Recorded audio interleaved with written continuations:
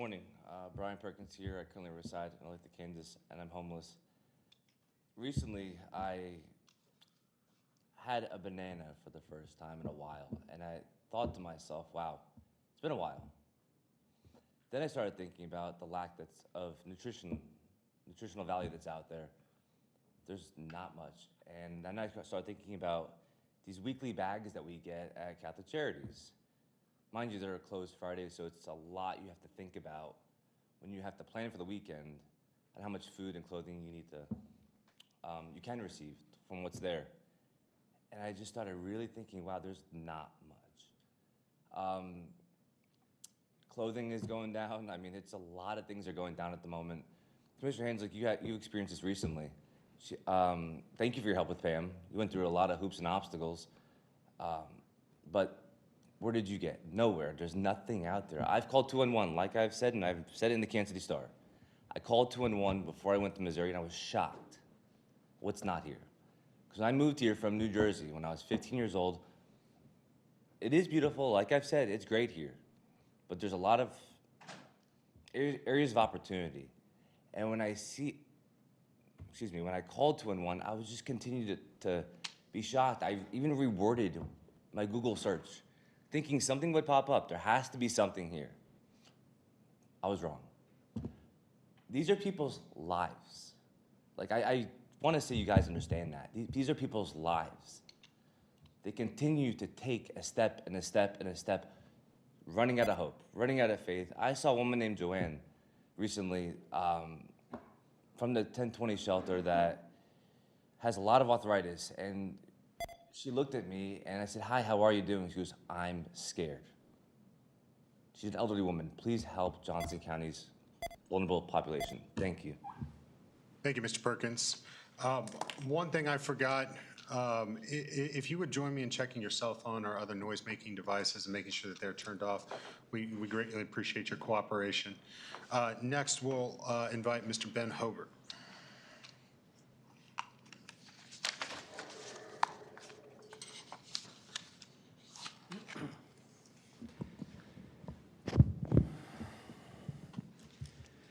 Ben Hobert, Westwood Hills. Chairman Kelly and Commissioners, my comments relate to wastewaters and this board's and past boards' failure to comply with the framework of Charter Resolution 2992, resulting in an administrative quagmire, inefficiency, and prejudice to the vast majority of Johnson County wastewater customers. Charter Resolution 2992 is very well thought out. For properties coming into a sewer district which are not yet serviced by the system, the capital finance charge is not immediately assessed and collected. Instead, the board may grant a deferment for a period of time not to exceed 10 years unless otherwise expressly authorized by action of the board. The board may grant a potentially longer period in the case of rural properties, but only, quote, by official action of the board, end quote. On a present value basis, using a one-year Treasury bill rate of about 4.5%, this deferment equates to a discount of 35% of the capital finance charge for the 10-year deferral, and 52% if a 15-year deferral were granted. I assume the capital finance charge is levied to help fund the build-out of the sewer system as a whole. I'm submitting another core request today to determine precisely the purpose and intent for which it is levied. It is important to note that Charter Resolution 2992 clearly contemplates that the capital finance charge can and will be levied and collected both from properties serviced by the sanitary sewer system as well as those on in the sanitary sewer district that are not yet hooked up to the system. Deferrals of the capital finance charge beyond 10 or 15 years should be extremely rare, because the reinstatement or waiver of termination of the deferral as mandated by the 10-year rule, quote, shall be granted by the board only for substantial reasons of equity and fairness, end quote. It appears that wastewater and this board and past boards have made this process perfunctory rather than substantive, contrary to what I view as the clear intent of Charter Resolution 2992. Thank you for receiving my comments. Thank you, Mr. Hobert. At this time, I'd like to move on to notes for the record. At this time, I note that I'll be signing an extension agreement to interlocal service agreement with the City of Shawnee to administer a minor home rehabilitation program dated September 25, 2023. At this time, we're going to move on to the consent agenda. I have received requests from Commissioner Ashcraft to remove items 7 and 8 from the consent agenda. Any other proposed modifications to the consent agenda? Seeing none, is there a motion for the consent agenda as amended?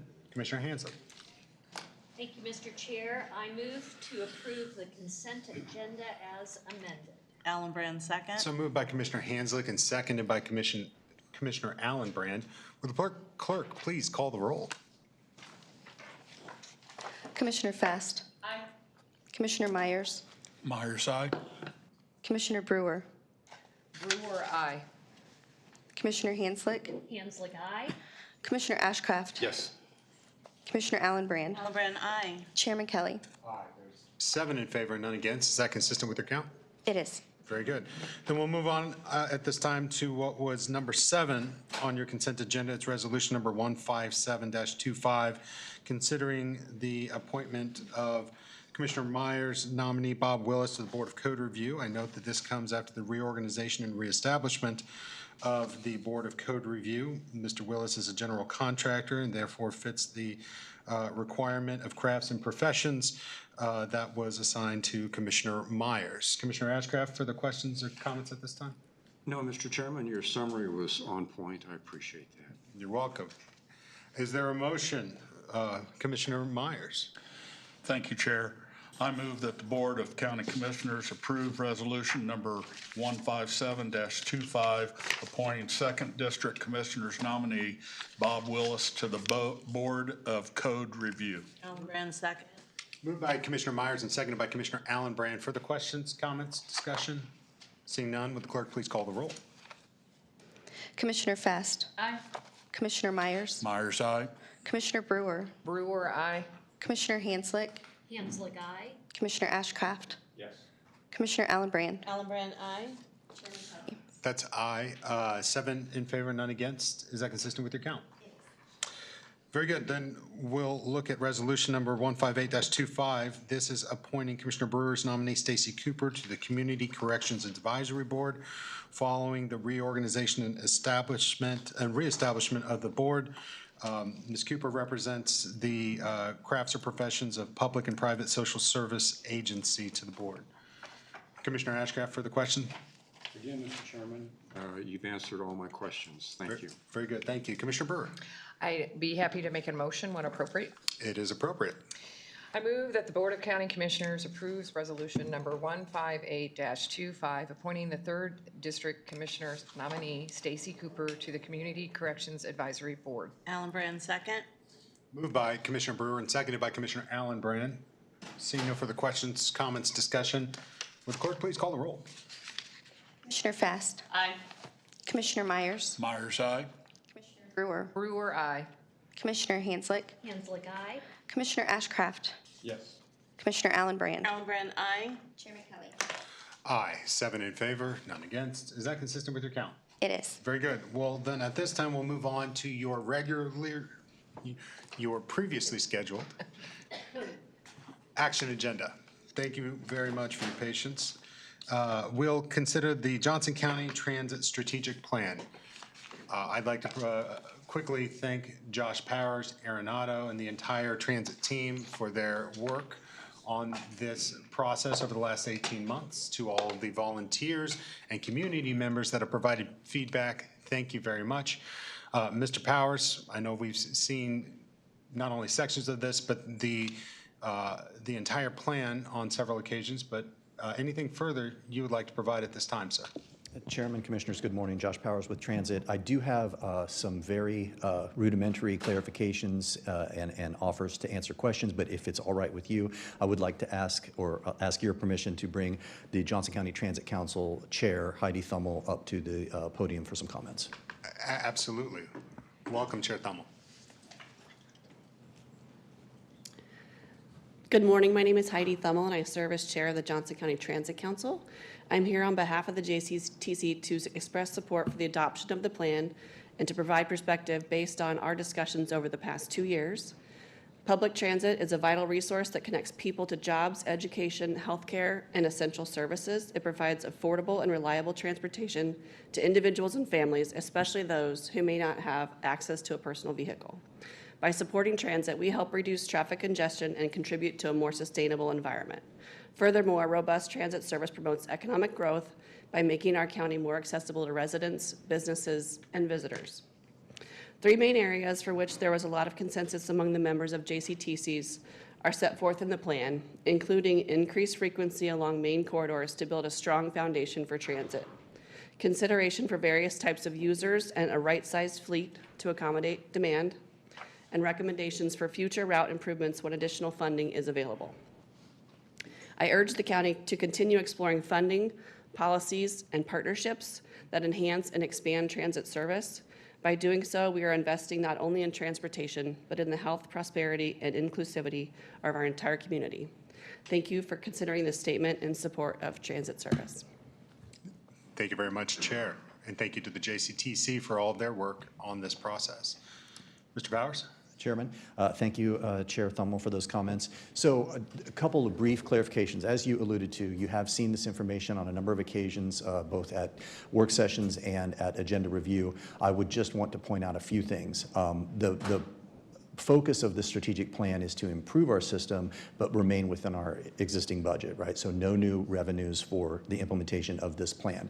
So we want to be clear that that will entail the suspension of 2 commuter routes that are low ridership routes, right? So in order to improve the frequency on other areas of the system, we are eliminating unproductive segments of our system. That's number one. Number two, the microtransit service area will be reduced to within the 435 loop, and that again is in service of getting people via microtransit to our fixed route existing services. Then, as you are well aware, the World Cup is fast approaching, and you're aware of the airport pilot that is going to be brought into place. We will be back in front of you with a memorandum of understanding with the participating jurisdictions, so look forward to that. And then the strategic plan does contemplate in the briefing sheet some aspirational dates for both the suspension of service, which would be January 1st of 2026, because obviously we want to recognize those savings as quickly as possible after an appropriate public notice period. But then also it contemplates a potential August 1 start for the new services. I think it would be worth at least bringing to your attention that we should consider the impact of the World Cup and our ability to provide these additional services over the course of the World Cup, and that August 1 date may slip, and that it may make sense for us to not introduce the new services until potentially later in the year or even the beginning of 2027. That's not a determination that has been made. I just want to recognize the fact that we're going to be very busy with the World Cup, and turning on new services immediately at the end of the World Cup could pose a challenge with both the labor force and other issues. So I just want those things to be top of mind as we move into the consideration of the strategic plan. The last thing I wanted to mention was fares. The strategic plan recommends a return to fares, and as you know, that's a regional discussion. So as the region proposes a standardized fare across different systems, we will be back to get your approval on that amount of the fare. And with that, I'm happy to answer any questions. Thank you very much, Mr. Powers. We'll start with Commissioner Allenbrand. She was first on the draw. Thank you, Chair. Well, first of all, Mr. Powers, Mr. Otto, Chair Thumble, thank you for all your work and your strategy. And I realize the hours and working with community partners and involving everyone.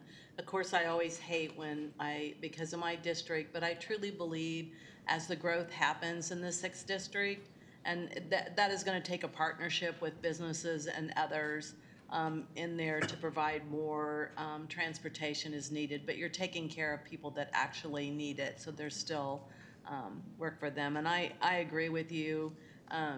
Starting in 2027 may be a better ideal without putting a lot of changes at one time. But thank you for all that work. Thank you. Commissioner Myers. Thank you, Chair.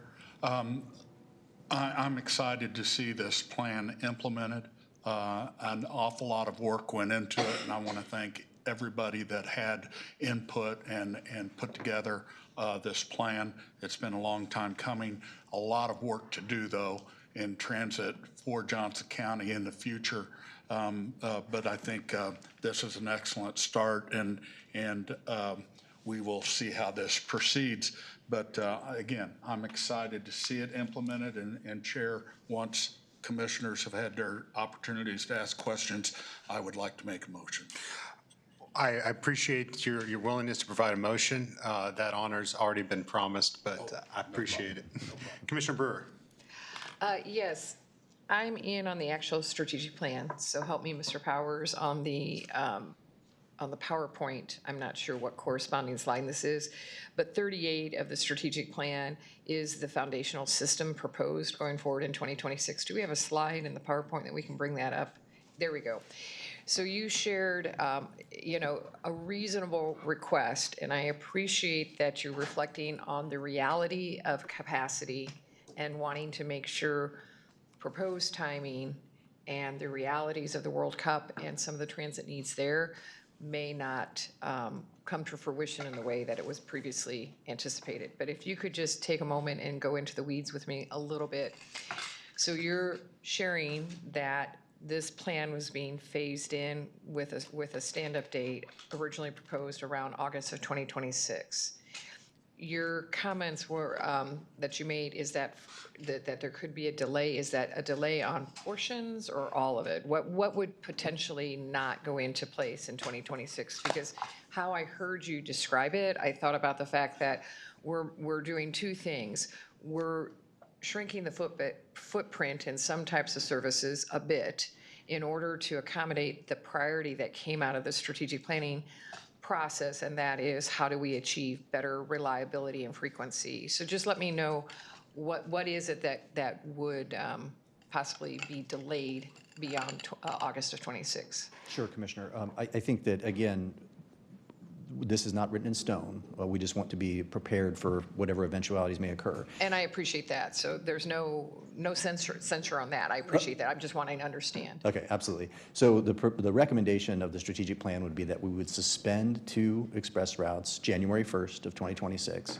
And then if things work out as planned, you would start the new services, which would be increased frequency on Metcalf, a standardization of all of our fixed routes so that no route was having a headway or travel time of more than an hour, and then a new express route from the Mission Transit Center connecting to the East Village Transit Center in Kansas City, Missouri. So those would be the additions that would come online. They would come online at the same time. They could be phased if there were other eventualities that we would need to consider. The last portion of that that's important is that increase in frequency to our fixed route system. We would then want to couple with the addition of complementary ADA paratransit, which would be necessitated by that additional turning on of frequency on the 401 Metcalf route.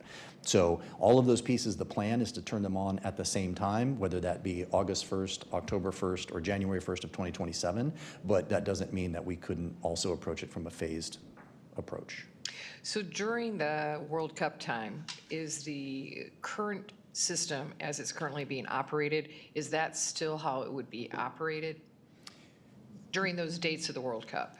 Correct, except that the 2 express routes that we are suspending, the 563 Shawnee Express and the 569 South OP Express, would not be in operation.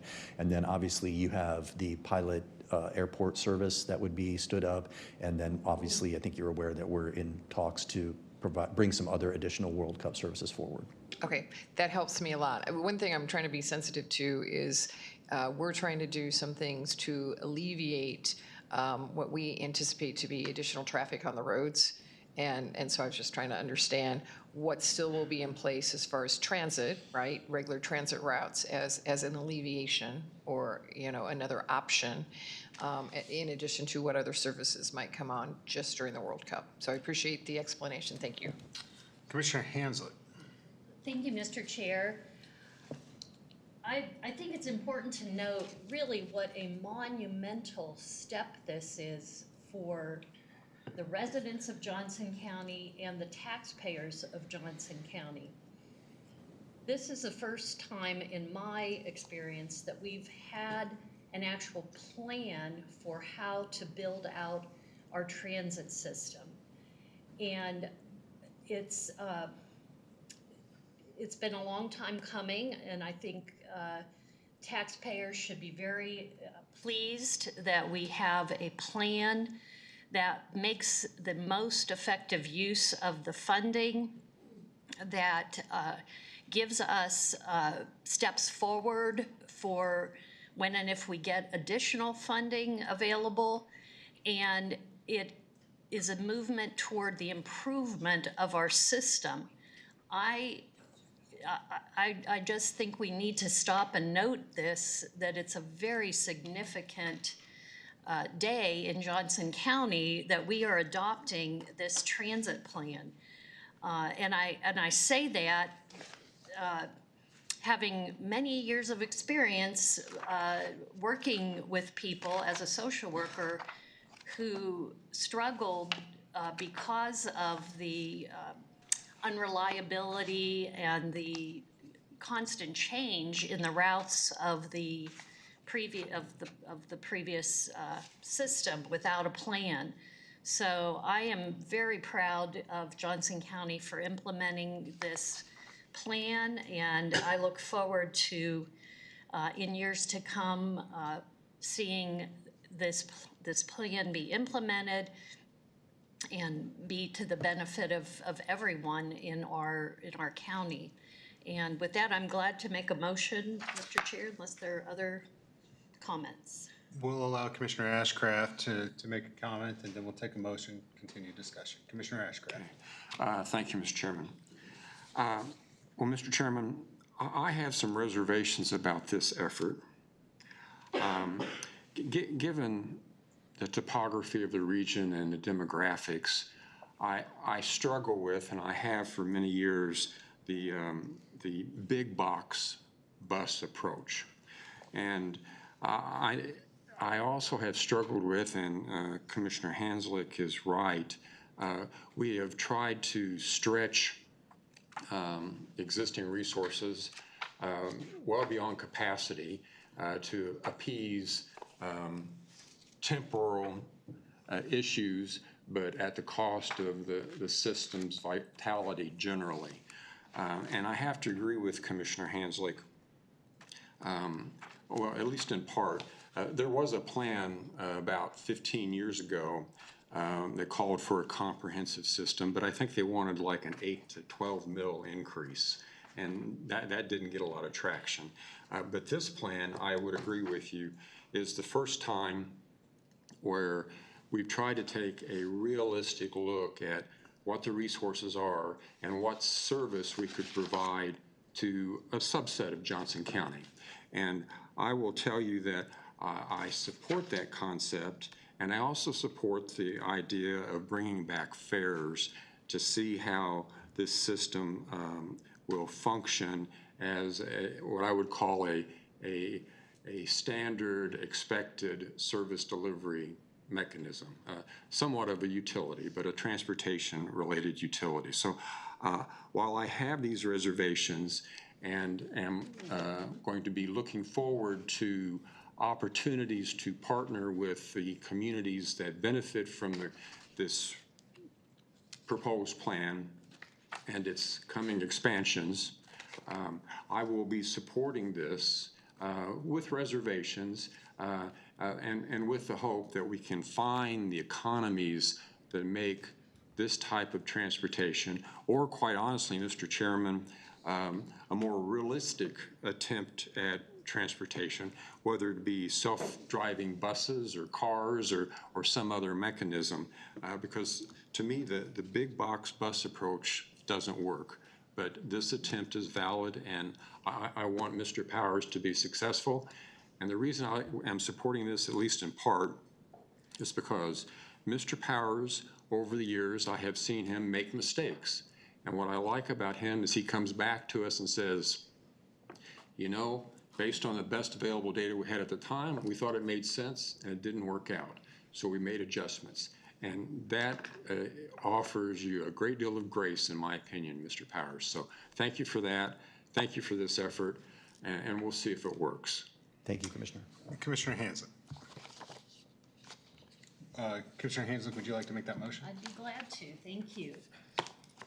I move to adopt the Johnson County Transit Strategic Plan which would serve to set a foundation for transit service in the county with a focus on increased frequency, a return to fares, rebranding Johnson County's transit service as Ride Joco, and the implementation of service development guidelines to identify opportunities for partnerships and potential future expansion of transit services if and when circumstances and funding are aligned with county goals. Myers, second. Moved by Commissioner Hanslick, seconded by Commissioner Myers. Mr. Powers, I think that motion said a lot, kind of said it all. And instead of simply saying that we adopt the Johnson County Strategic Transit Plan, it really gave a succinct summary.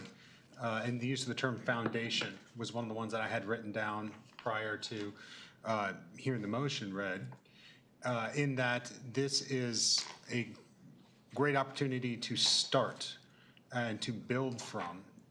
And it's also a roadmap of where we build when opportunities arise. And opportunities doesn't just mean a return to fares, sure, that's a part of it, but also partnerships. And I appreciate that we're looking at dynamic partnerships, whether that means advertising, whether that means partnership with existing businesses or other community partners to increase ridership and the funding necessary to support said ridership. And that this plan is dynamic. This is not one that'll sit on a shelf or in a computer file. It is one that we will be actively working on. And I think our efforts this summer are a great first step of showing that dynamic innovation and how that can improve the lives of everybody in Johnson County, whether you ride the bus or not. And to that point, I appreciate the professionals. Thank you to Tool Design, and thank you to the JCTC and others with not only lived but professional experience in transit. And I'm glad to lean on them for the recommendations of which modes of transportation best fit the desires for Johnson County, Kansas. So with that, I see no further requests for comment at this time, so I'd ask the clerk to call the roll on Commissioner Hanslick's motion. Commissioner Fast. Aye. Commissioner Myers. Myers, aye. Commissioner Brewer. Brewer, aye. Commissioner Hanslick. Hanslick, aye. Commissioner Ashcraft. Yes. Commissioner Allenbrand. Allenbrand, aye. Chairman Kelly. Aye. That's 7 in favor and none against. Is that consistent with your count? It is. Very good. Thank you very much. Thank you, Mr. Powers. Thank you to the transit team. At this time, we'll move on to what's number 10 on your agenda. This is consideration and adoption of the 2026 state legislative and federal legislative platforms. Aaron Nguyen is here to present. I also see Stephen Durst and Mihail Illich from Federico Durst, our state lobbying partner. Thank you, gentlemen. We had a great committee of the whole on this topic last week. Ms. Nguyen, anything further you'd like to present at this time before we discuss and consider? Just a few things to note that were added to the proposed platforms based on the direction and conversation last week. So we'll start with the federal platform, and then I'll bring up my backup dancers to talk about the state platform changes. So the one recommended addition to the federal platform is an action item speaking to treatment in place Medicare reimbursement. This has been on our platform for a long time. The reason that I'm adding it to the action is because just last week there was a bill introduced that would require a 5-year test pilot of this. So you'll see that in action. The other thing that I wanted to speak to that was discussed last week was communicating support for the extension of the Affordable Care Act subsidies. After talking to our federal representation, they recommended, since it's pretty timely, that we send a letter. The chair sends a letter on behalf of the board communicating support for either extension of the subsidies or alternative policies that retain healthcare affordability for our residents. So wanted to offer that as an option in lieu of adding it to the platform, since we won't actually get the chance to discuss our platform with our legislators in person until February. This is a way that we could get that that message to them sooner. So I'm happy to draft a letter for you, and then we can review that and follow that up with phone calls to staff. Thank you very much, Ms. Nguyen. To the last point on the federal platform, would you like that to be added to the motion, or is general consensus sufficient at this time? General consensus is sufficient, yeah. Great, thank you. Federal platform question, or would you like to take questions at this time? Let's do it. Yep. Okay, thank you very much. Commissioner Hanslick, why don't you go ahead?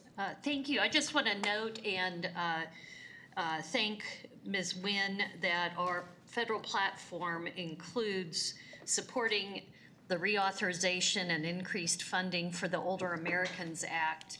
I think as most of us know, the growing aging population in Johnson County, it's growing faster than other places. And we know that our numbers of people needing nutrition services has increased. I think it was 35% between 2020 and 2024. So I just want to point that out, that is an item that could potentially have a huge impact on our older folks who are in a vulnerable circumstance. So I'm glad that's in there. Thank you. Commissioner Burr. Yes, thank you, Ms. Nguyen. And I wanted to talk about the second to the last of our priorities for the federal platform, supports federal investment across housing continuum, that one. Just want to make sure it's on our radar that currently HUD's large grant process for funding for services around homelessness, the NOFO for that, the notification of federal funding for that, was never released in 2025. It's typically a competition, and our 2024 amount that comes into the community is, I think, $1,061,000 for agencies, some of which are agencies and departments under the county's umbrella that go to address issues for those experiencing homelessness. That competition normally happens over the summer. The NOFO is released. It's typically due at the end of October, and then it informs funding for the next calendar year. Without that having happened, my understanding is that we have agencies and services that are in jeopardy of losing those federal dollars. It's a competition that you can reapply for as long as you're meeting the criteria. And so that's important funding, and I'd like to make sure that when we are thoughtful about that component of the federal legislation, that we're having discussions on how that's going to be addressed. Thank you for bringing that up. That's actually been a topic of conversation the past couple of days, working in collaboration with UCS, the COC, and our city partners. The plan is to kind of condense the concerns and the specific impacts to Johnson County, not just Johnson County government, but county-wide, and set up calls with our delegation, because I do think this is timely and needs some specific action, because I'm still learning, but the impacts that I'm learning about would be pretty disruptive to the services that we provide. So we want to make sure that we are very clear on what those impacts are, and then we communicate that to our delegation. Thank you. Commissioner Allenbrand. Thank you, Chair. Well, first of all, Ms. Nguyen, I want to thank you for the work that you've done. Has been very detailed, your professionalism, your leadership, not only working with our state partners, but also our federal partners. And just in the 5 years that I've been here, just seeing the difference and change. But not only do you stop there, but you also have had an impact on the World Cup and then also local. So I really appreciate all your work. And Chair, with that, when you're ready, I have a motion. Would we like one motion or two? Let's for just these do one, platforms? maybe. We can, it's kind of confusing because it's two different documents, but one motion. But I think as it's written, we could just do one motion. Yeah. Great. Commissioner Allenbrand, if it's okay with you, I'll come back to you with that motion once we hear about the state platform. Great. Just as long as you don't forget me down here. All right, so we'll shift gears to the state platform. Before I bring up Stephen and Mihailo, I just did want to highlight the two items that were added to this based on our discussion last week, are the last two action items. The first one deals with community corrections at large, particularly around funding and modernizing the requirements. And the second item deals with the juvenile justice system, specifically speaking to high-risk youth. So there are specific policy directions and visions mentioned in both of these items. There are not specific legislation numbers. The reason for that is we see that sometimes a bill that we support and the bill number that we support at the beginning of session, we don't at the end. So wanted to give us the ability to give policy guidance while still allowing flexibility if we need to pivot. So many thanks to Robert Sullivan with Corrections and District Attorney Howe, who we worked on these together to make sure that they are aligned across all departments in the county. Very good. Thank you so much. Okay, if it's all right, I'll bring up our crew. They're going to speak a little bit to what we can expect this year and offer some perspective on the direction that we're heading with these action items. Very good. Mr. Durst, welcome back. Mr. Chairman, members of the commission, good morning. It's great to be back. My name is Stephen Durst.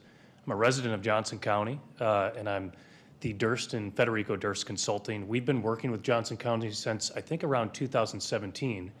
And I only mention that because I have never seen the shades open in all that time. So change is good. Be anxious to hear what the feedback is. So in addition to myself, my colleague Mihailo Illich is with me today. And we have 5 full-time lobbyists, 2 support staff.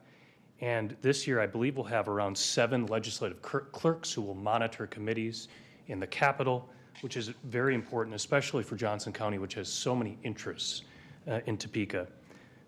I want to just do a quick preview of this, or a quick review rather, of the summer and fall interim and what we've been doing, and then I'll hop into a quick preview of the 2026 legislative session. The legislature this year approved over 80 days of interim committees that would take place during the summer and fall. Those took a deep dive into issues such as tax, economic incentives, housing, social services, and corrections, and other topics, but those would be some that are very important to Johnson County. These committees make non-binding recommendations usually, but they're generally designed just to flush out issues and really deep dive topics. We closely monitored these committees, we educated folks when we needed, and we engaged when needed, and working in consultation with the county. In addition to that, throughout the summer and fall, our firm was really engaged in going out and meeting with lawmakers. I counted this morning, we have met with 111 of the 165 legislators so far this year. These are, we sometimes host events, we'll sometimes host coffee, lunch. It's just a great way to, again, to build relationships and talk about what we see and also hear from lawmakers about what they're thinking is going to come up in Topeka in this upcoming session. It helps us lay the groundwork. And when we have a fast session, like I'll talk about in a minute, that's very, very helpful to do. We are also very engaged, again, an advantage of having a full-time lobbying firm is we're very engaged in talking to the agencies, especially during the summer and fall when the lawmakers have left Topeka. That's a really great way for us to interact and work on issues with them. In 2026, again, the legislative session will begin the second week of January. We anticipate a couple of key issues that I'll go over. As a starting point, there were 707 bills introduced in 2025. 129 of those became law. 547 of those carry over, which means they do not die when session comes to a conclusion. They carry over from the previous year and where they were in the process. So if there was a bad bill that happened to stop in one chamber, it's still in that one chamber. It's something that we track very closely and is of important note to us. For Johnson County last session, of note, we've tracked 461 bills, which is about 62% of all legislation introduced. This will be a quick session. Session, according to the Kansas Constitution, is limited to 90 calendar days in even number years, unless that's exceeded by a 2/3 majority vote.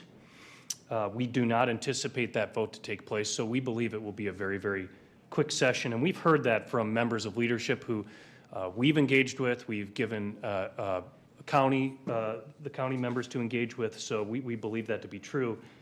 The budget will be a focus this session, as you're all, I'm sure, aware. The fiscal year 2026 budget totaled $25.5 billion all funds. That was reduced by about 2.1% or $230 million from the FY 2025 budget. And that's sort of a effort led by leadership to say we need to trim our budget a little bit. That's due to a lot of different factors. There's tax cuts, one-time COVID dollars that want to reduce that spending, as well as if you look to the out years, there's from fiscal year 2027 to 29, there's anywhere from an $800 to an $830 million deficit that's projected. So state leaders are concerned about that. What will they cut? I think that remains to be seen. One area that has been discussed, similar to the federal level, would be cuts in expenditures to the Medicaid program. There may also be further attempts to reduce agency spending, unfilled FTE positions. And then, of course, we do have state efficiency committees that have been set up to really take a look at what works, what doesn't, where can we save some dollars. The One Big Beautiful Bill Act, I'll mention quick, that as a result of enactment of that bill, that was about $145 million annually that will not return to the state. Kansas was not impacted quite as much as some other states, but I did want to make a note of that. We also, in addition to the budget, we're going to see some pretty significant discussion around property taxes. And Mr. Ilitch will describe that as you all have questions. But again, we've seen a lot. We've seen talks about a constitutional amendment to limit annual increases in valuation to 3%. It would not cap mill levies. That's been talked about significantly. There's been talks about revamping some of the circuit breaker programs. Just a lot of ideas out there. We do not anticipate any income tax proposals because that has been accomplished in previous sessions, as well as some corporate tax provisions. So property tax, I think, will be the focus. Other items that will possibly be taken up in 2026, redistricting, which has been well publicized in local media. The gender marker legislation or issue, I should say. I think, as most of you are aware, in October of 2025, transgender Kansans can change the gender markers on their driver's licenses and state-issued IDs. That follows a state Supreme Court decision. I think the legislature is looking at ways to react to that recent decision. The Rural Health Transformation Grant Program, as I'm sure you all have heard a lot about, there's been some talk about providing oversight to that program. Again, $25 billion split evenly among all approved states, and then $25 billion allocated based on states' rural health plans and needs. So not sure what form that will take if it does come up, but we'll be watching for that. Low-income housing and just general housing capacity is always will be, I think, a topic again. An examination of economic incentive programs, continued examination of governmental efficiencies and regulatory relief. I would put all of those in there, and then we will begin this session of a discussion of a new school finance formula. The deadline for that is January 11th, 2027, that the legislature has to present a plan. A draft plan they were hoping to have one done by January 2026. We've been watching that, and so we'll see where that goes. And then finally, just in terms of session, it'll be interesting as a reminder, in 2026, all 125 House members are up for re-election. Not the 40 senators, but the 125 House members, as well as all statewide offices. So the Senate President and the Speaker are both running for offices. And then there are other members of the House who have announced their candidacy for some of those statewide offices. I do want to conclude with two quick points. These are more logistical points and really, for us, very important in how we go about our business and how we plan strategically. I think Ms. Wynn has described the Big Five County Initiative and Coalition, and I'm sure you all have heard about that and been involved.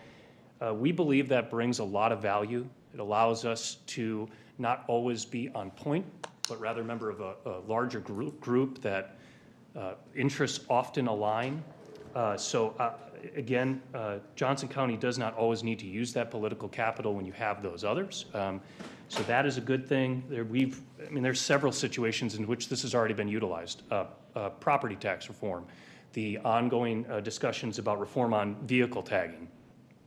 We met down in Sedgwick County this year just to discuss some of these issues. So kudos to Ms. Nguyen, especially and her colleagues, in codifying this platform that the Big Five have come up with. It's really a good team, a good initiative, so we appreciate that. Mr. Chairman, before we take questions, I'd just close by saying really appreciate the partnership as always, appreciate Ms. Nguyen, county staff. Mr. Franzen did remind me to pay my taxes. I will do that, I promise. But we really, really appreciate it. We're proud to represent Johnson County. So thank you very much.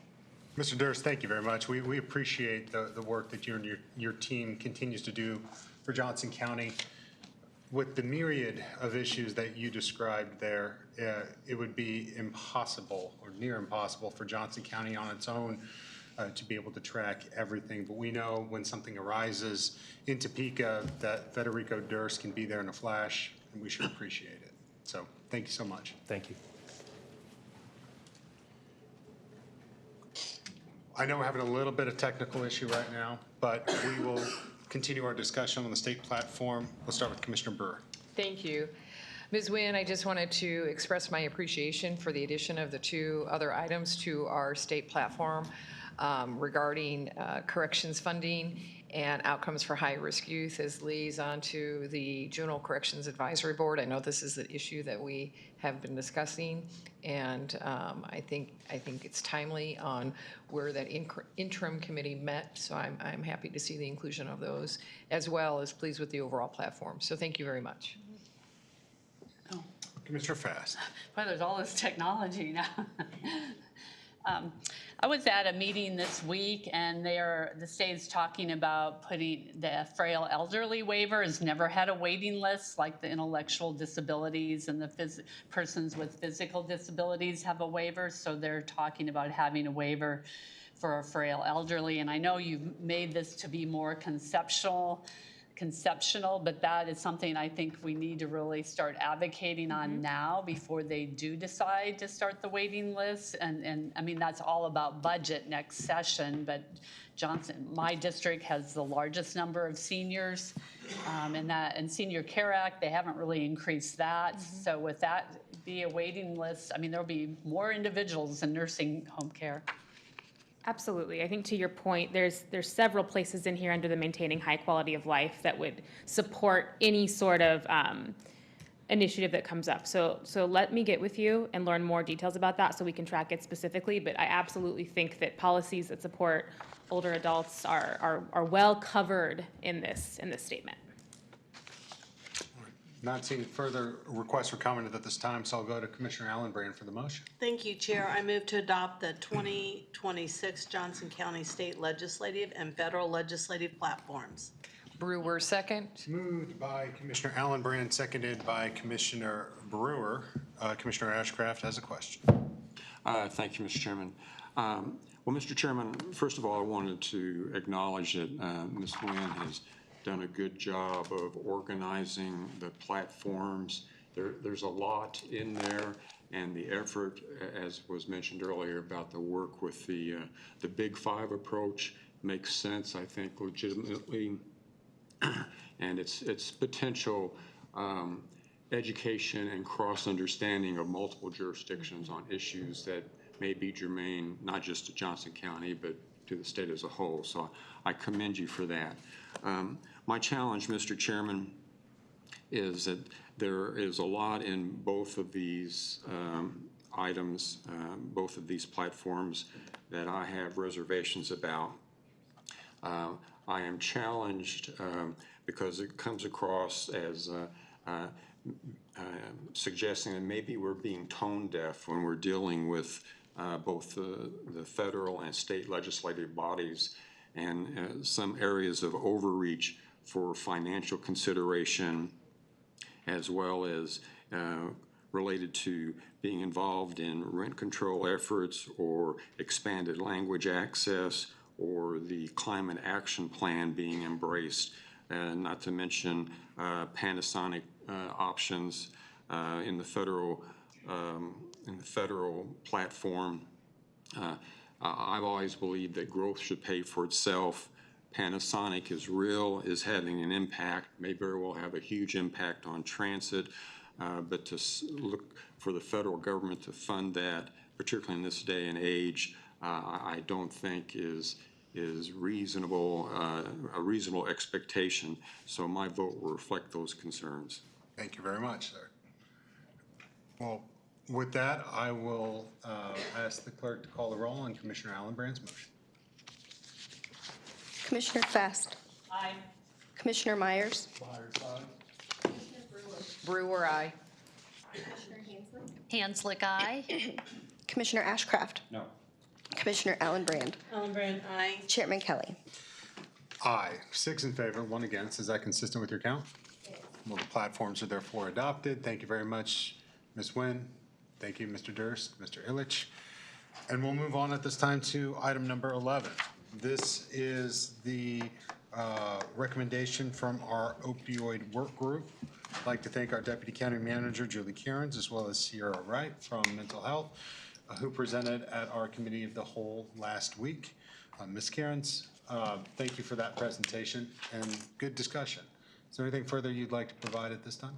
Chairman, there is nothing additional from our work session last week. I would like to again thank the thoughtful consideration of the work group, Commissioners Hanslick, Fast, and Brewer, but also the staff team. And with us today, we have Director Tim DeWeese, Sierra Wright that you mentioned, Mike Brower, and Eric Green. Thank you. Thank you very much. Before we have discussion on the item, there's a request for public comment, so I'd ask the clerk to prepare us to receive said public comment. We are ready. Mr. Hobart.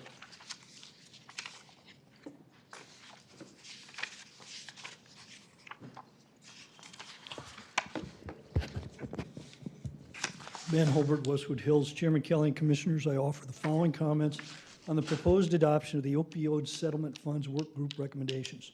1, the working group has done good work in providing a starting point for a framework, but it needs further refinement. 2, the work group met on 4 separate occasions. No input, to my knowledge, was received by the other 3 commissioners. You have, as to many issues, had full study sessions with all board members participating. As a citizen, I expect full and robust discussion by all of the board with the opportunity for meaningful input by all, particularly with respect to a framework that supposedly will govern for 17 years with $9.6 million to be received. If a decision is made today to proceed in this manner as a citizen, I find that to be a bad precedent to set. 3, only recently on August 12, a statewide needs assessment through KU Center for Public Partnerships and Research was released. Only 1 working group session occurred after that date. To not have that assessment reviewed and discussed by the full board before any framework is finalized would be negligent, in my view.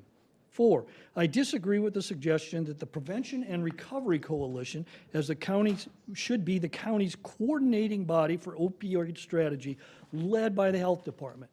I don't know who's on this coalition. I think their role, if any, should be consultative in nature, not controlling. 5, there needs to be much more specific, robust reporting set forth and a more detailed review every 3 years in addition to annual reporting. 6, acronyms are used in the briefing sheet without definition. What is SUD and what is SUF? Thank you for receiving my comments.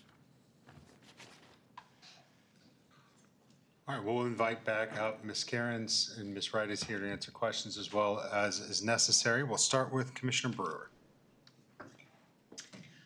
Thank you, Ms. Cairns, and I appreciate the conversation that we did have last week as a full board on the plan that was being brought forward. Just want to make sure that that's clarified. I think there might have been a little misunderstanding in our public comment, not being aware of that, but in concurrence with some of the thoughts that were shared, that's why we did have that full conversation regarding the proposed. This began as a process, as many of us are aware, during earlier this year, funding conversations about having a vision and a plan and an understanding in the research. And so that's why the subcommittee was set up, and that's what we were tasked to do, and that's what we were proud to bring back in that full-throated conversation last week in that public meeting about the proposed plan and the proposed direction. I just really want to give my thanks to members of the subcommittee who worked hard to do that mapping so we could fully understand, just not within county programs where county dollars that were coming down through Kansas Fight Addiction to the county for disbursement, where those dollars were going, but a greater understanding of where all dollars that through the state's grant process of Kansas Fights Addiction, where those dollars were going countywide, and then the collaborative funding opportunity. And I do appreciate, as much as we cannot always define our acronyms is awesome. So SUF is the Substance Use Fund, and that's the combination of the Alcohol Tax Fund and the opioid settlement funds that were coming through to qualified cities and the county into a collective fund, mapping where those dollars were going so that we understood fully the landscape. I appreciated the lens that we used to understand the landscape through what was permissible in state statute around prevention, education, treatment, and recovery, and where those dollars currently are implemented within the county-wide. So just wanted to clarify, I think maybe just some confusion that was happening in some of the comments. So thank you. Commissioner Ashcraft. Thank you, Mr. Chair. Mr. Chair, last week I expressed some confusion because I didn't understand the flow of funds, and Ms. Cairns was kind enough to spend some time with me and help me better understand the flow of funds and the expectations of going forward at this point. And Mr. Chairman, I'm sure you remember, because on one of those rare occasions, I think we agreed about the need of having a strategic approach to the use of these funds. And I think, and I want to commend the members of the work group, I think you attempted to address that and provide that strategic approach, and I think it makes sense. What I'm struggling with, and all due respect to the speaker, I understand his perspective. At one time, you might say, well, $10 million is a lot of money, but spread over 17 years, it's really not a lot of money. Okay, well, you know, work with me on the numbers, but maybe $500,000. And that's still enough to potentially have an impact. But from that, we've backed out the one-time expenses as well as ongoing expenses for UCS and the coalition to help manage the remaining funds. And those ongoing expenses, that overhead is almost half of that, not quite, but almost half of that $10 million. So we really only have $5 million to have an impact over 17 years. And I will tell you that I will support this, but the coalition who will be working on this, I would suggest has a challenge, because I will bristle against any attempt to have what I would call a peanut butter spread approach, a little bit of money here, a little bit of money there, versus a surgical attack on an issue or two. I was reminded that one of the issues that potentially is a root cause, and I mean this respectfully to the profession, but are doctors and medical professionals that overprescribe or misprescribe, and I'm talking as a layperson, these opioids that feed this problem. And I look at that and think, well, what could we do to stop it before it starts? And I know you will have other ideas and suggestions, but I'd encourage you to find, as best you can, that one point, that choke point, whatever it may be. And maybe I'm being overly simplistic on that issue, because I think it is a scourge. I think it needs to be attacked. And 500,000 can have an impact, but I look forward to your plan development going forward, and that's just my cautionary tale. So thank you, Mr. Chair, for that moment. Thank you, sir. Commissioner Myers. Thank you, Chair. I too was one that had some confusion. It's a complicated issue. And when you're talking about monies coming from different directions and you have all of the different entities with their specific wants or needs in the language of how the money can be spent and can be requested. Took me a while to process, to fully understand, and I feel much more comfortable after processing and sitting down with staff and getting some of my concerns answered. But my main focus was I always want to try to make sure that things are as fair as possible. I understand Mr. Ashcraft's intentions, but I don't know that's going to be the process or the way that this funding's going to be spent. I agree. It's money that's stretched out over a period of time, and that money's going to be gone in pretty quick fashion. But I think we have a procedure and a plan to make the most fair and beneficial expenditure of these funds possible at this point. And so I'm comfortable, and I express my appreciation for staff, because again, I was confused but now I feel pretty much that I have a better grasp and understanding of the whole process. So thank you. Well, let me just say, Commissioner Ashcraft, let the record reflect that on more items than not, we probably vote in the same fashion. But maybe just the ones in which we're opposed are the ones that are more dynamic. But they're more fun. But all to say is that I appreciated that we both had the mindset here of being strategic in the use of these funds. I do think the plan clearly contemplates that strategy and understanding as well that we can't be all things to all people. So the focus on prevention and recovery, two wedges of the pie that may be overlooked by other potential funding sources, to me is the best utilization of these funds. To your point, Commissioner Ashcraft, the best way potentially to help folks is to make sure that they never become addicted to opioids, and helping on that prevention front is great.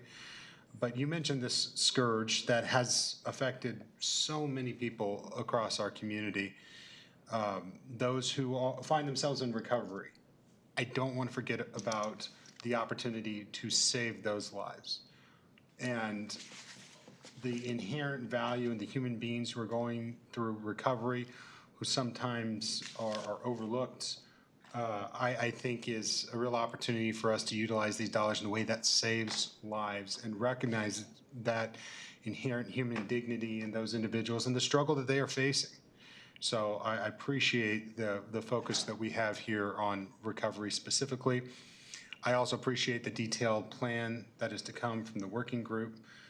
Leaning on the professionals in this field is, I think, a great use of resource, not only to make sure these funds are impactful, but even just that coordinating effort leads to more opportunity for better outcomes for individuals and a better ecosystem in the area of mental health and service providing, the providing of service to individuals all across the continuum of care. So All to say is I'm very grateful. I look forward to a detailed plan, and thank you for the focus on recovery. Commissioner Brewer.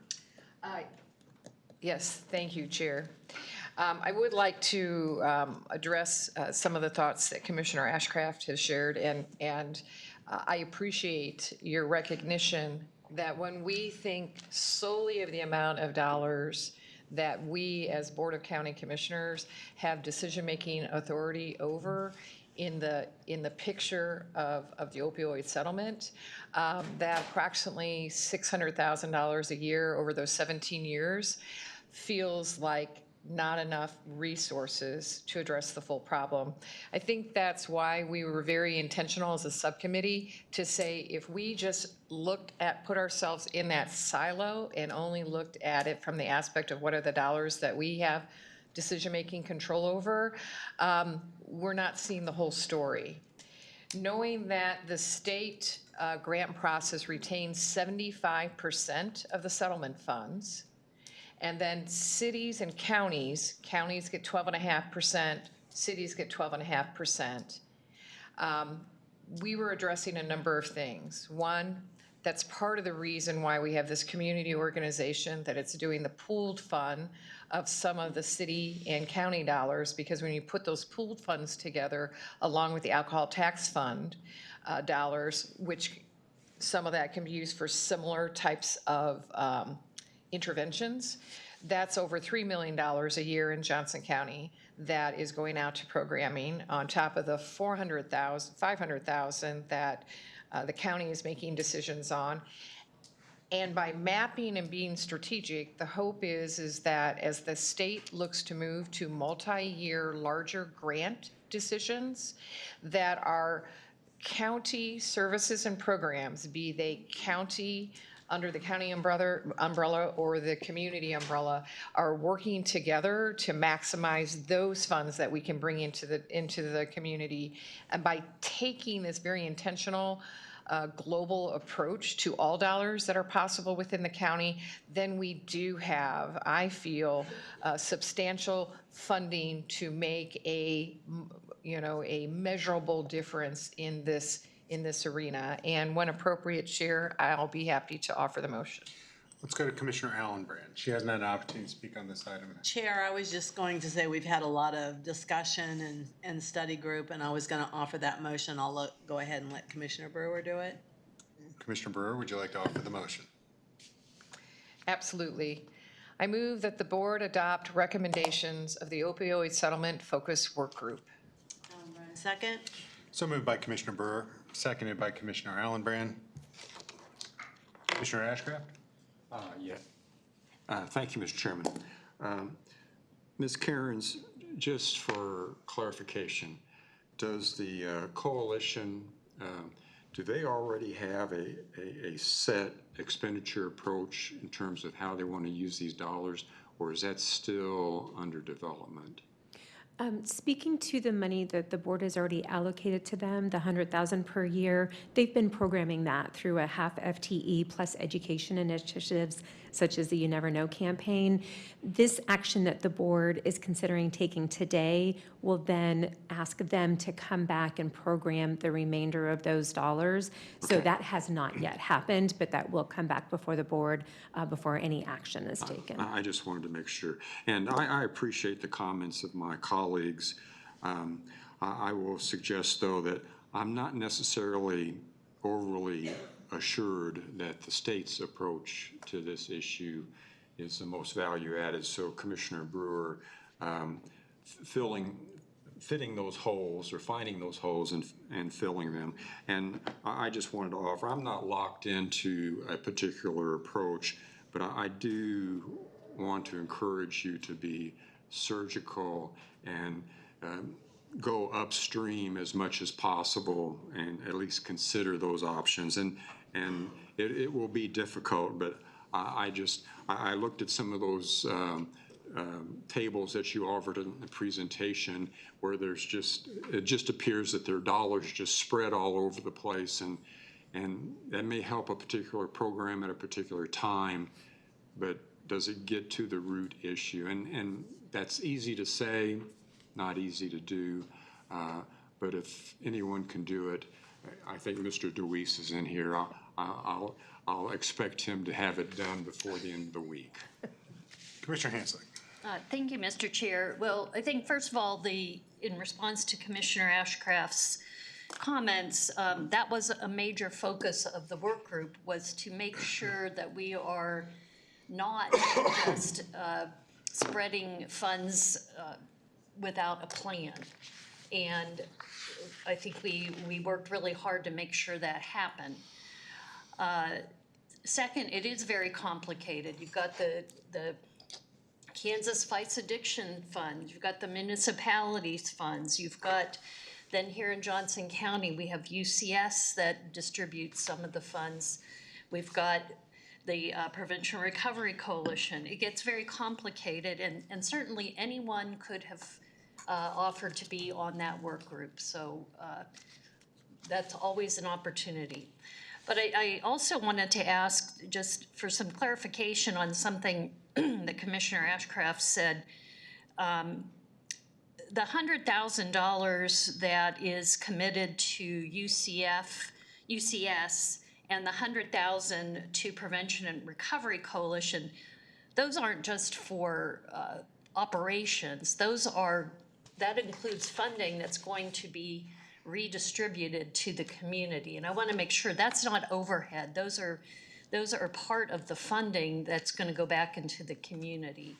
Is that correct? Yeah, and I'd like to clarify, we like to think of them as amplifying. So the $100,000 that the board has committed for the past 3 cycles to the UCS process, we've received back, I believe in the first 2 cycles, more than $250,000 for programs that are being run by our departments, agencies, and offices to work on these issues. Well, thank you. I was worried there was an impression that was all overhead, and that's not the case. Thank you. All right, at this time, I'd ask the clerk to go ahead and call the roll on Commissioner Brewer's motion. Commissioner Fast. Aye. Commissioner Myers. Commissioner Brewer. Brewer, aye. Hanslick. Hanslick, aye. Commissioner Ashcraft. Yes. Commissioner Allenbrand. Allenbrand, aye. Chairman Kelly. Aye, that's 7 in favor and none against. Is that consistent with your count? Very good, thank you very much. At this time, we'll move on to a management report from Ms. Post Oak Ferguson. Good morning, Chairman and Commissioners. I have 2 items. First one, I'd like Jay Leipzig to come forward. He's going to give a quick update on building codes that are looked at approximately every 6 years to give you a highlight of what he'll be doing in 26 and the prep for that. So, Jay? Thank you. Chairman, members of the Commission, Jay Leipzig, the Planning Director. It's a pleasure to be here this morning and talk a little bit about the code adoption process as we begin in 2026. As you know, we've been seating some of the members of the Board of Code Review the last few months and getting that board in place. That board is really a technical body that reviews decisions made by the building official and also discrepancies in the building code. So it's comprised of mechanical experts, electrical experts, et cetera, and building experts. Johnson County will begin a process to adopt the 2024 International Codes, which is a family of codes that's adopted all over the country and actually all over the world. It includes mechanical, electrical, building, general contractor, and then the electrical code is actually 1 year behind. It's on 2023. Currently, we've adopted the 2018 codes, and so we're getting ready for this next adoption process. That's why it was important to get this Board of Code Review and get them seated. We anticipate that the Board of Code Review will be reviewing the International Code in its entirety and looking at that and making any proposed amendments or deletions based on the Johnson County market, and then bringing that back to the board, hopefully in late spring or summer of 2026.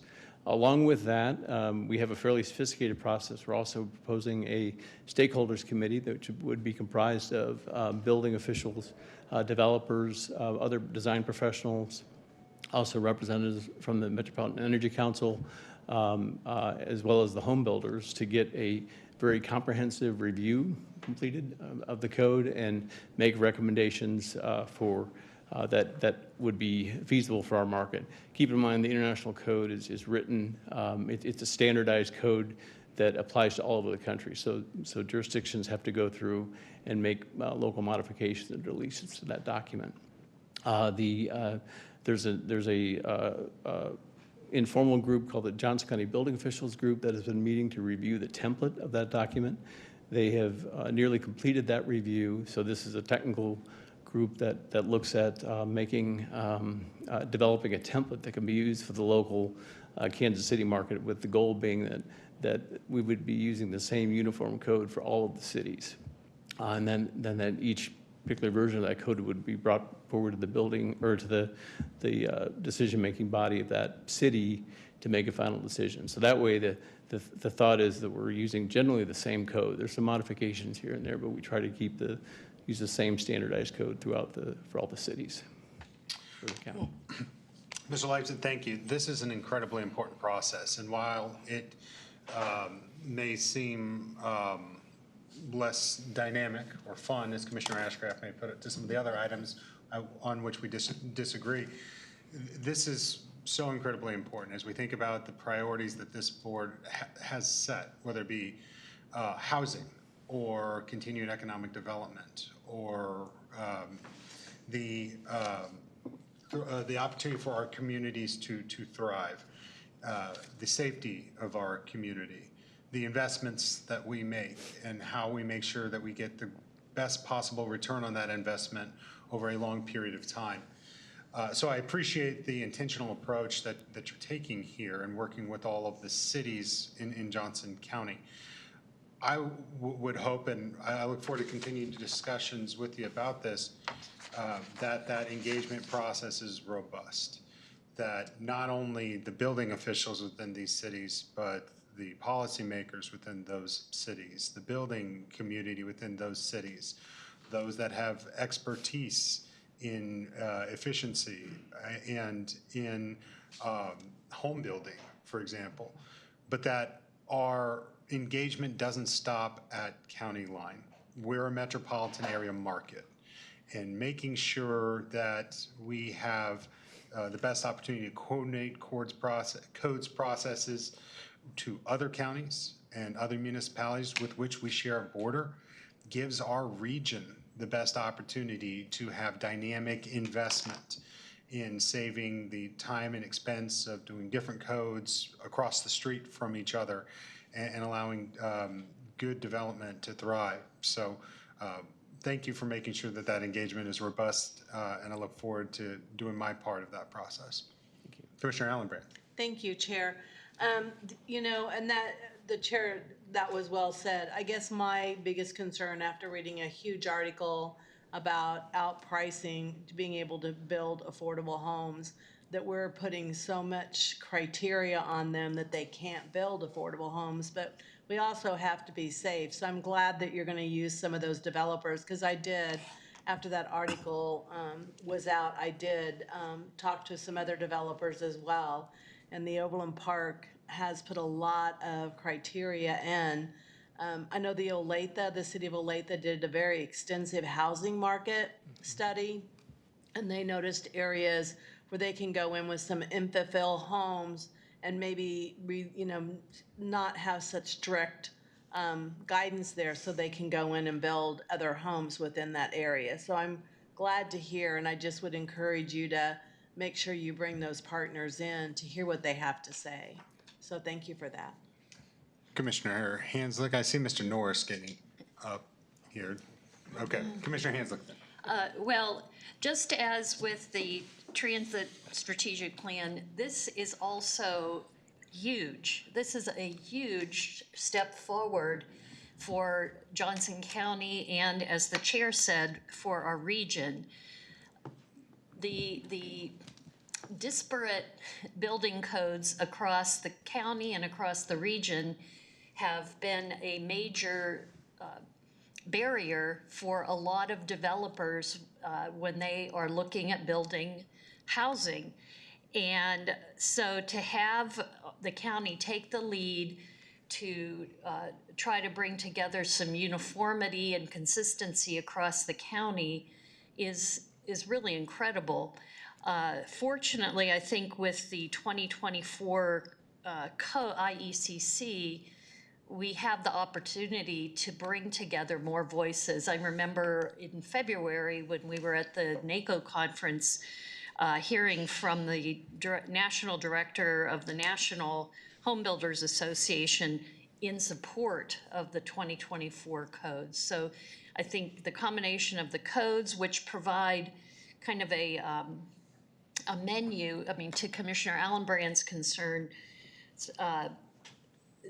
there are some places that don't need to comply with certain codes. It doesn't make sense in a certain area, but the 2024 codes give some flexibility in that. I'd encourage anybody who wants to learn more. The Metropolitan Energy Center has done wonderful, informative presentations for elected officials about the codes.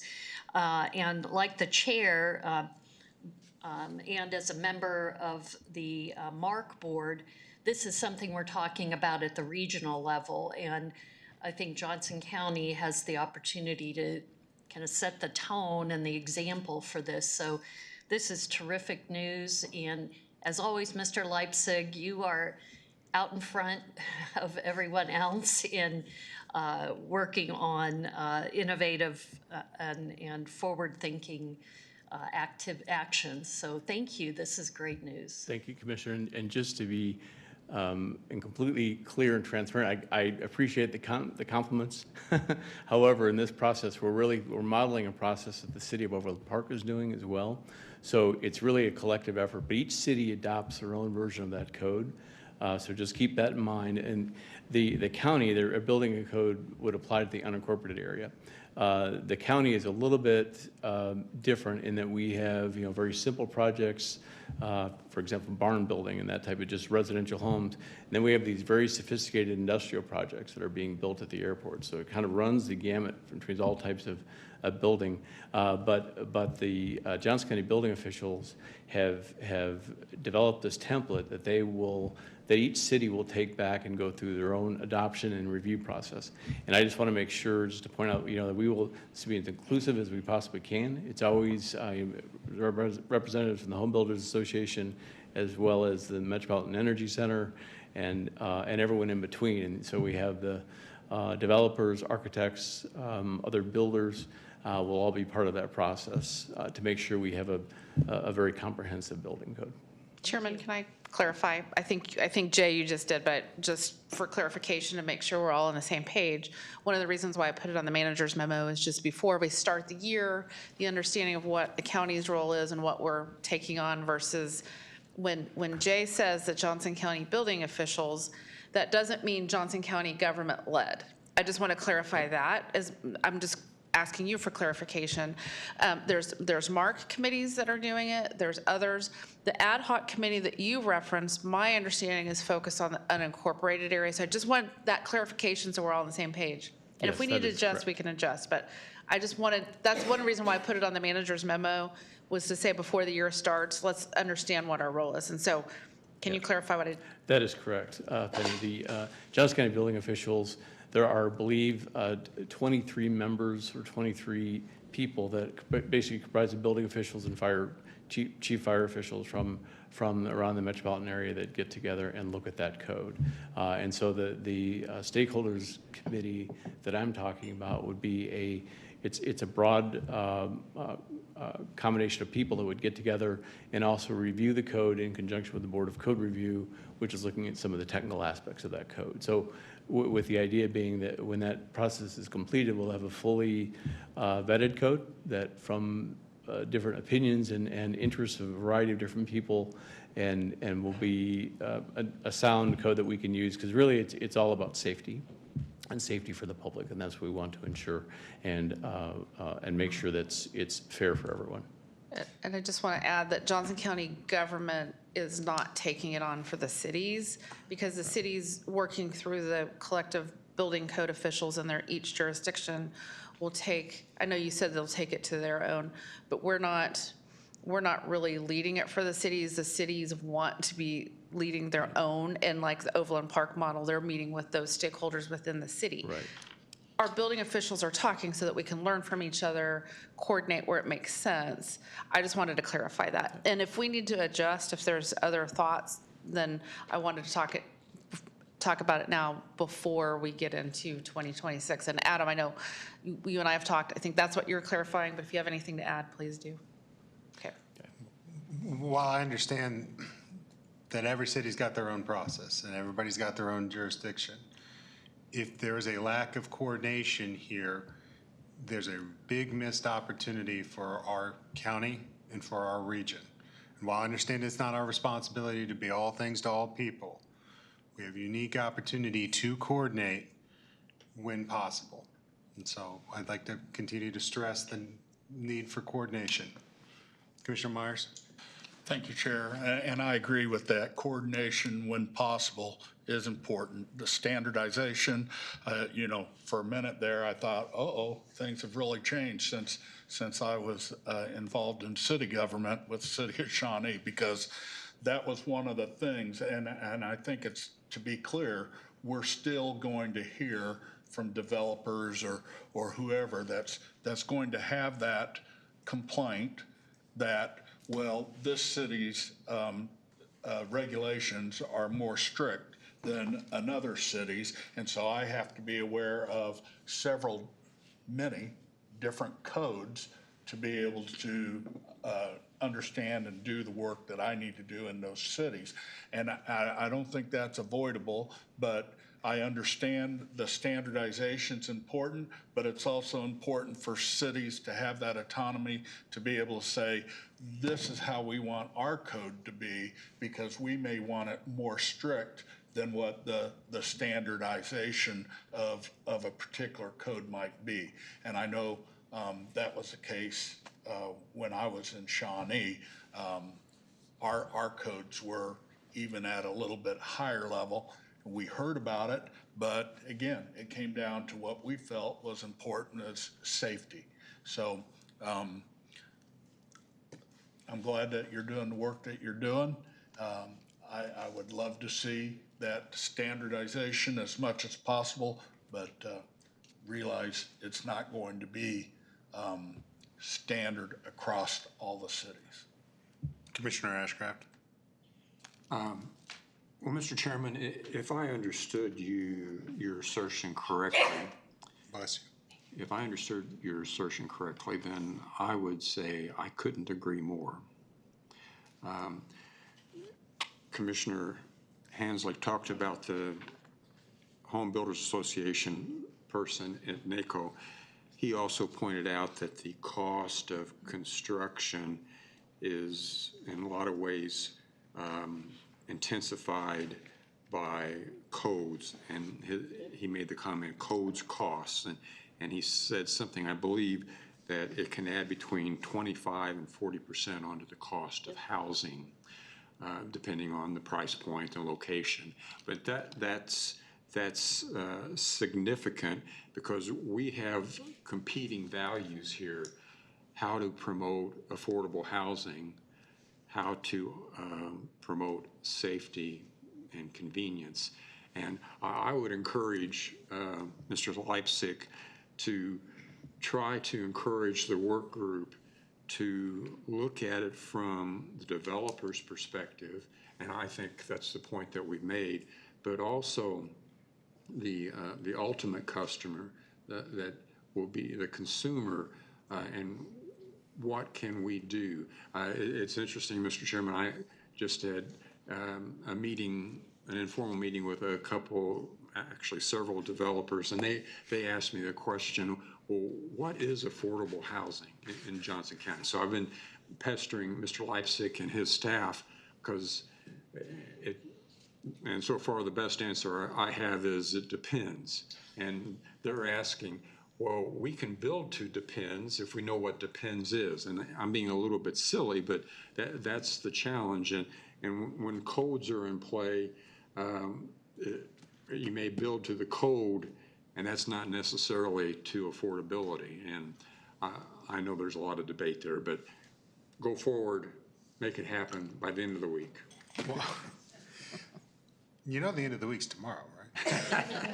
Well, I think that there's a lot of interest in this topic, but also this topic touches upon a lot of our priorities. So I can appreciate that there are more thoughts, and we can spend the next hour continuing to talk about, you know, the dual incentives of end user or builder in how you require things and get real deep in the weeds. And I'd love to have that conversation, but we're going to table that for another time. But I do look forward to continued discussion on this issue. Thank you very much, Mr. Leipzig. Continued report? Yes, thank you. And so that was teeing it up so that you're aware and more information to come and more opportunities to discuss. So thank you. The last item I have is to recognize a long-term employee that's in the audience today. So I will, wastewater, I will ask Susan Pekurik to add to my comments, but Aaron Witt will be retiring. He's our wastewater chief engineer after 26 years of service. So Aaron, I'm going to say a few more words, but thank you for your service.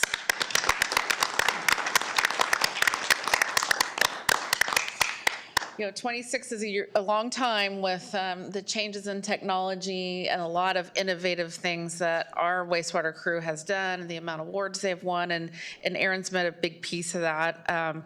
He was a catalyst in the leadership for looking at studies that resulted in our integrated planning.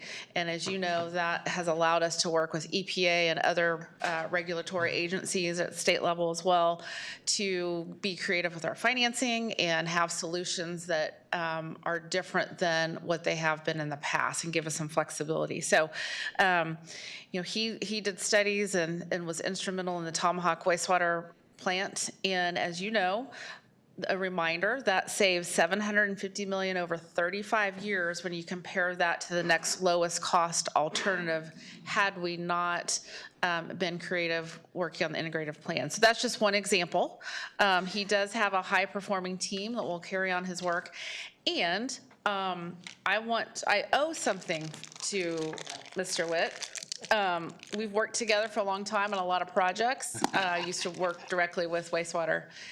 And we were in a long meeting, and after hours of work, I was hungry, so he offered a protein bar that looked like this, kind of, you know, in his backpack, and I politely declined. So I'm going to return, because he found another one.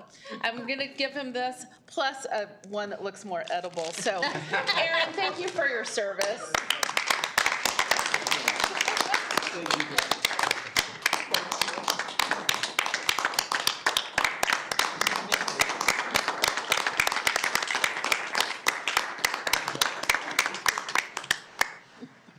Susan, do you want to add to comments? Absolutely, and I'll invite Aaron to come up here. I'll be brief. I'm glad you might want to start with the squished one first, you know, to save the fresh one for later, right? So I'll be brief. Penny touched on a lot of items. You know, I have actually had the great fortune of working with Aaron since I started at Wastewater 24 years ago.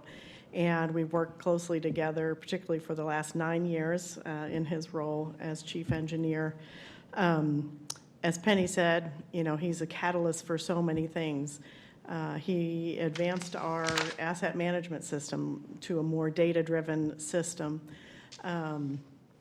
He is, I hope he doesn't mind me sharing this, but one of his strengths is he's a futurist and he's a strategist. And the strategies that he developed provide that long-term planning with those stable financing plans that we present to the board every year.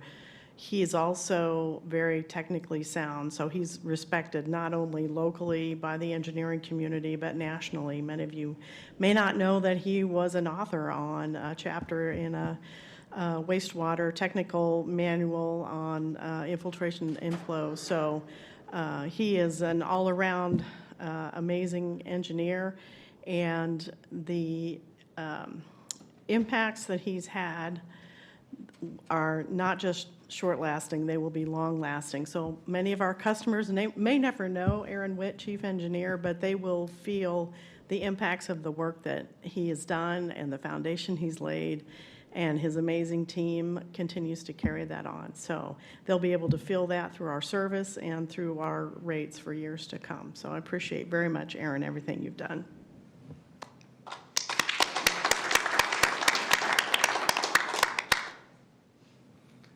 Thanks for those comments.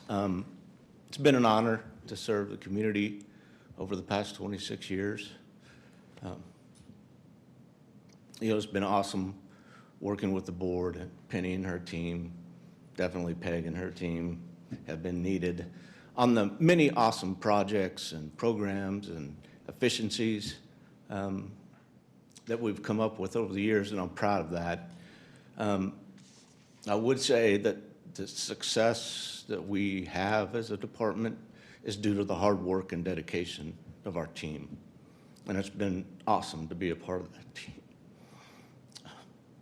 So I've been blessed to be a part of this organization, and thank you for that.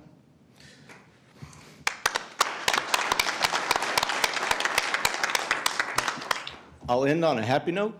I'm a resident in District 5 and really look forward to working with my commissioner on different items that are coming up. So, thank you. Thank you. To that extent, all of us can spend a lot of time telling Aaron Witt stories, and we're going to have a reception this afternoon from Mr. Witt. So in the interest of time, we're going to allow your 5th District Commissioner his moment of privilege on behalf of the board. Thank you, Mr. Chairman. And I'll try to make this short, and I'll try to make it straight. But I heard a rumor, Mr. Witt, that your father wanted your middle name to be Dry, but your mother objected because she said he'll never have a dry wit. So,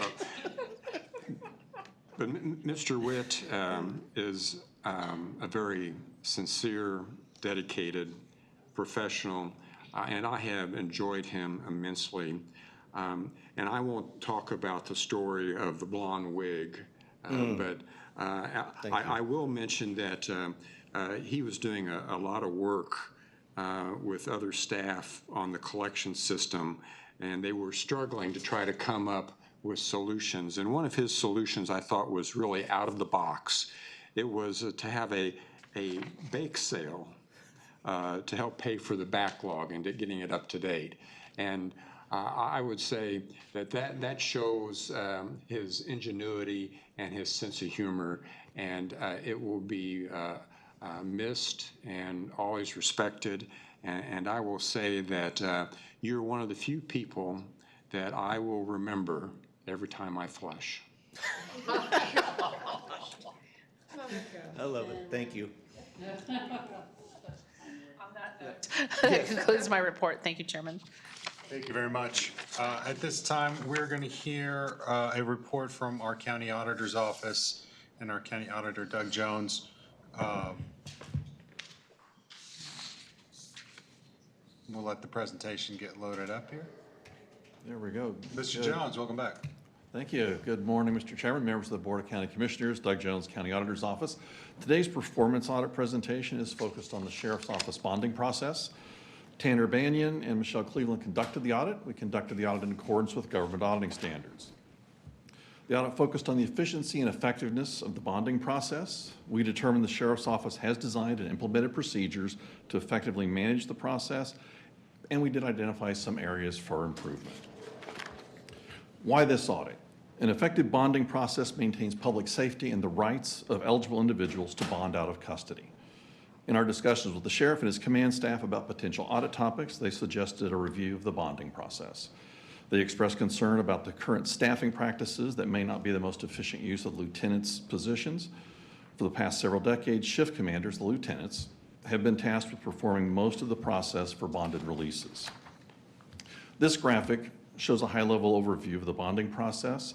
The Sheriff's Office is responsible for ensuring eligible detainees are released in accordance with orders of the court.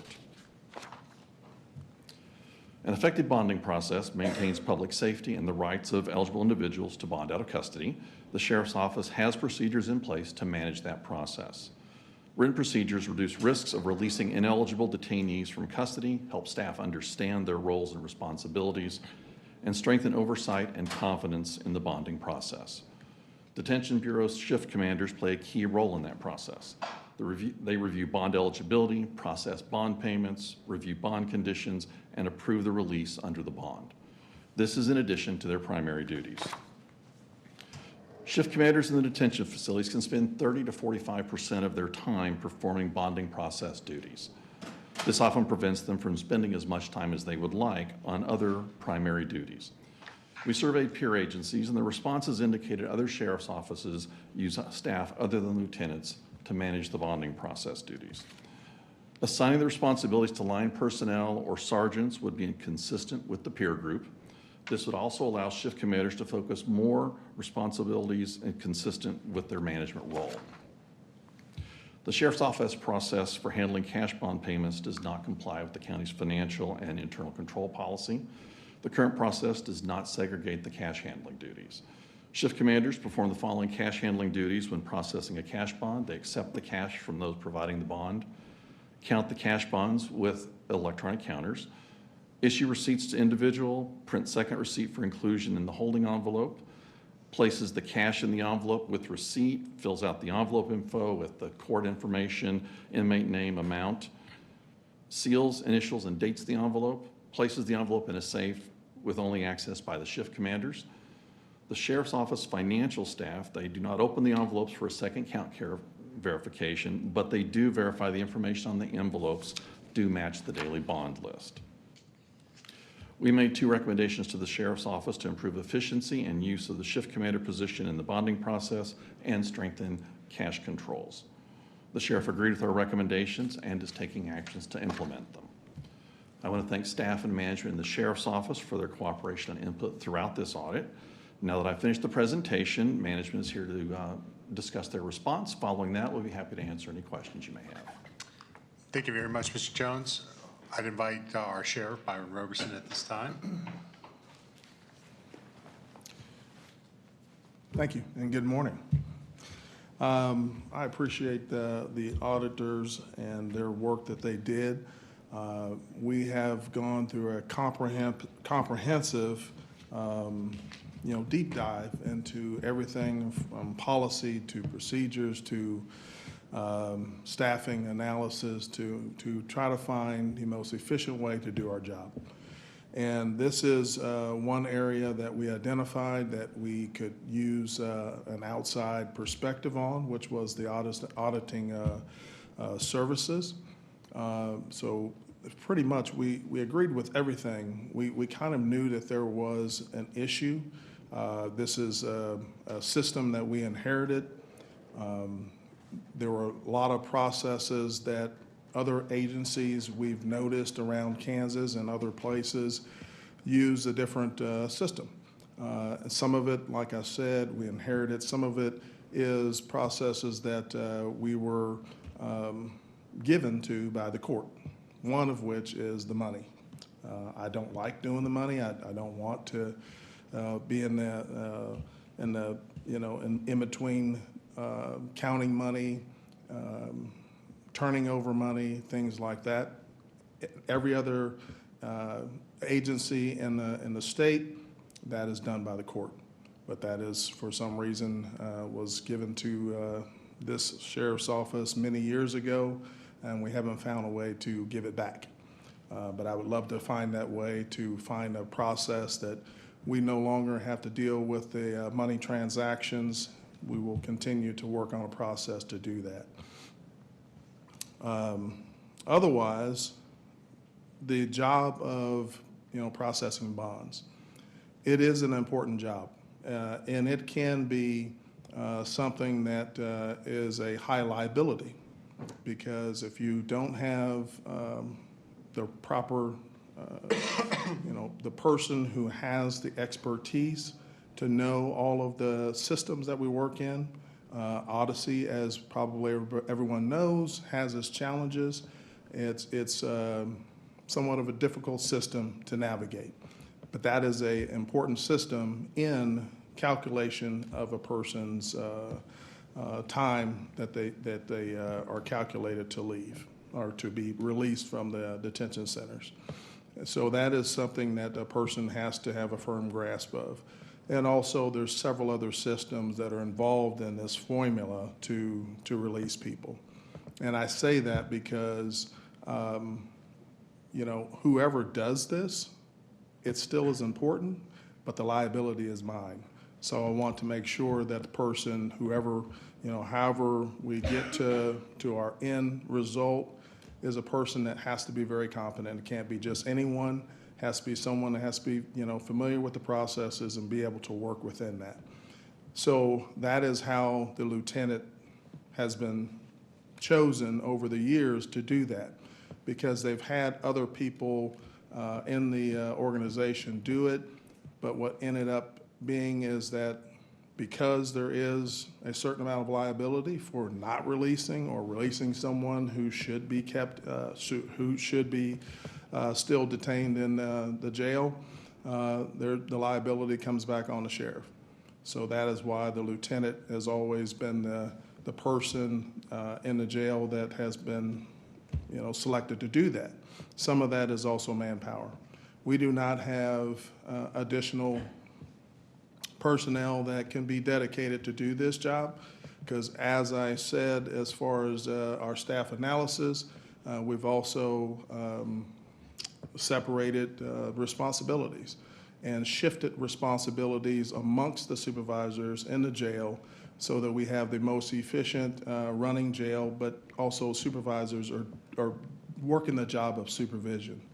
It should not be a one single job for a supervisor. A supervisor's job is to supervise other people, not to supervise a process. So that's unfortunately what our lieutenant is doing for the majority of time.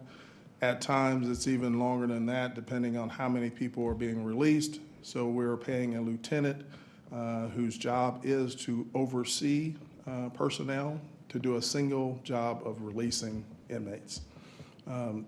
So that is what we want to work on next year, is to add additional, I'm gonna say a dirty word, FTEs, to the sheriff's office so that we can find a person who has the ability to do this job, so we can relieve our lieutenant to do supervision job. So that really is where we are and what we're working on in the next year to solve this issue. Thank you very much, Sheriff. Questions for Mr. Jones or for Sheriff Ferguson? Commissioner Ashcraft. Thank you, Mr. Chairman. Sheriff, I'll direct this to you, although it would potentially involve Mr. Jones. A number of years ago, prior to COVID, so different world, the county embarked upon what was referred to as a risk and vulnerability assessment for all county departments and agencies. And while this is an issue, it's not an overwhelming one, but it does raise the question, if you have an opportunity, you might want to visit with Mr. Jones and talk about maybe updating your risk and vulnerability assessment, because it may not have been done for the last 5 or 6 years. And with fresh eyes, your eyes, and a fresh auditor approach, there may be some other issues.